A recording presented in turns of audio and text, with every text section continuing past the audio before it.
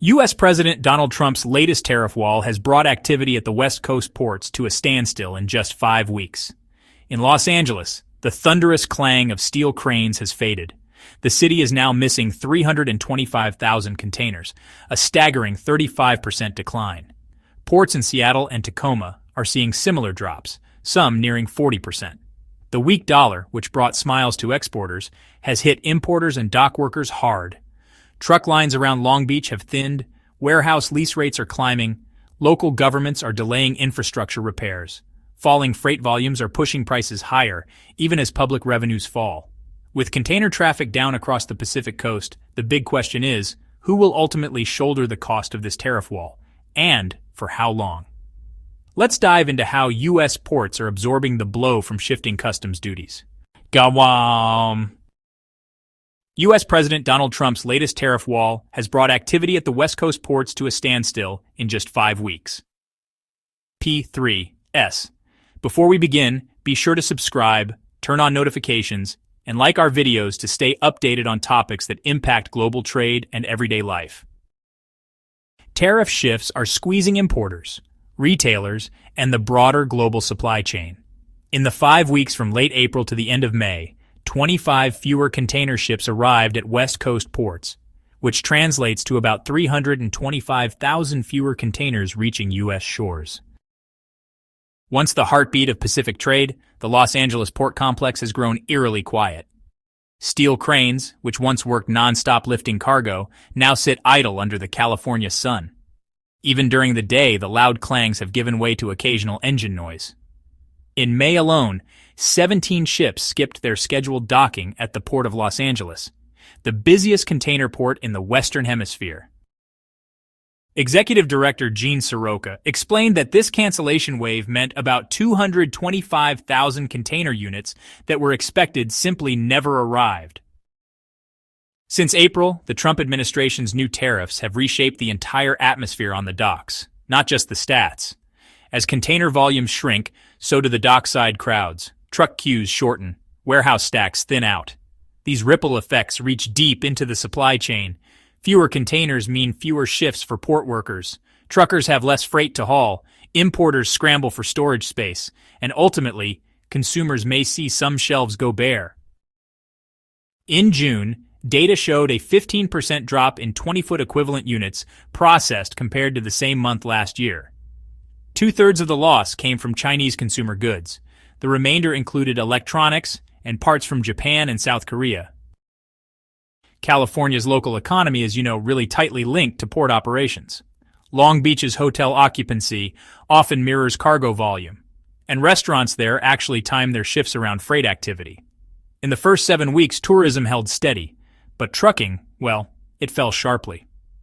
This meant fewer customers for lunchtime eateries, and many portside businesses that rely on floor traffic started letting go of temporary staff. The city faced a $6 million shortfall in projected port revenue, which is a key funding source for infrastructure. As a result, Long Beach ended up postponing its highway ramp repair plan. These chain reactions are kind of subtle, but they're definitely far-reaching. Although the weaker dollar boosted some export orders, the benefit was offset as other nations imposed retaliatory tariffs. Savannah, Georgia, once the fastest-growing transshipment hub on the Atlantic coast, really felt the sting. This port typically handles cotton, poultry, and paper pulp. But after China's new tariffs on U.S. farm products, Georgia producers started seeking new markets. Latin America and the Middle East offered decent prices, but, the supply chain was disrupted. Cold storage containers that used to head to China were rerouted to Brazilian-flagged ships. The total volume stayed similar, but, the direction and destination changed, leading to a 10% decline. These shifts clogged docks, increased warehouse rents, and drove up operating costs. In response, Savannah's city council slashed its education fund due to falling port tax revenues. In Seattle and Tacoma, international imports fell over 40% in the last week of May compared to the same week the previous year. May's container ship arrivals marked a sharp drop. The Seattle-Tacoma corridor is, a major gateway for tech hardware. Things like modems, game consoles, and appliances. After recovering from those pandemic-era slowdowns, it was finally back on the upswing. But then, Trump's tariffs struck just as momentum was returning. Chinese exporters, well, they began rerouting goods through Manzanillo, Mexico, and then sending them by truck into the United States, which honestly softened the tariff blow quite a bit. As a result, Seattle's port schedules became pretty erratic, operating at full tilt one week and at half capacity the next. This really disrupted worker shifts, cut overtime pay, and forced many folks to seek side jobs. Even small aviation service firms lost business. The rhythm of port labor was, broken. In Houston, the petrochemical sector, a global leader in cheap plastics, was hit hard by retaliatory tariffs. Containerized exports of polyethylene and vinyl actually fell by 11% in just one quarter. And even though crude oil exports rose, tanker activity just couldn't make up for all those idle container docks, which, by the way, are a lot more labor-intensive. With fewer plastic pellets being trucked out of Houston, freight rates dropped by 8%. This really slashed driver earnings, and, honestly, it had a big impact on local transportation firms. Over on the East Coast, Newark Elizabeth saw a sharp dip in Chinese origin containers. Major retail chains, well, they switched suppliers to places like Vietnam, Turkey, and Bangladesh. So these alternative routes are longer, either through the Suez Canal or by rail from Mexico. And honestly, they're just less frequent. This led to increased port congestion and, higher storage costs. The Port Authority also hiked empty container fees, which unfortunately were passed on to consumers. As a result of all this, home textile prices in Manhattan went up by 16% in May. Miami, which is a key hub for tropical produce, saw rising freight costs as return cargoes became really scarce. With fewer two-way shipments, fruit prices increased. Health-conscious shoppers started to cut back, putting even more pressure on Florida's agri-cooperatives. U.S. President Donald Trump's latest tariff wall has brought activity at the West Coast ports to a standstill in just 5 weeks. P3S. Before we begin, be sure to subscribe, turn on notifications, and like our videos to stay updated on topics that impact global trade and everyday life. 3S. New Orleans, near the mouth of the Mississippi, is, really soybean central. While the weak dollar made United States soy more appealing abroad, China's tariffs, they really suppressed volume. And, Southeast Asia and Latin America just couldn't absorb the slack fast enough. Grain silos at the port are now being leased to energy firms. That's a pretty clear sign of slowdown.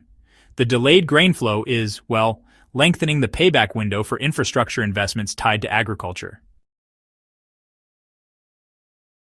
Manufacturing exports just aren't rising fast enough to offset port slowdowns. Europe and Japan now impose counter duties, making orders, honestly, a lot less predictable. Since port data acts as an early inflation indicator, the drop in freight volume signals rising prices ahead. As empty container counts rise, so do rental fees. Freight companies are charging more for full trips to make up for empty returns. These hidden costs hit everything from pizzas to fans. Inflation is creeping into core services, not just hotel rooms, but also port-based transportation.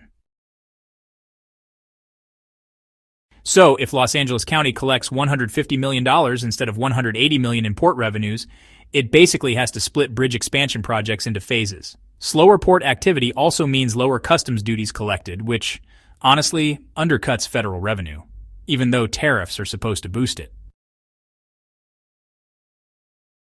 In the long run, port competitiveness could be restored with tech investment, but, rising interest rates and volatile currency markets have delayed critical financing.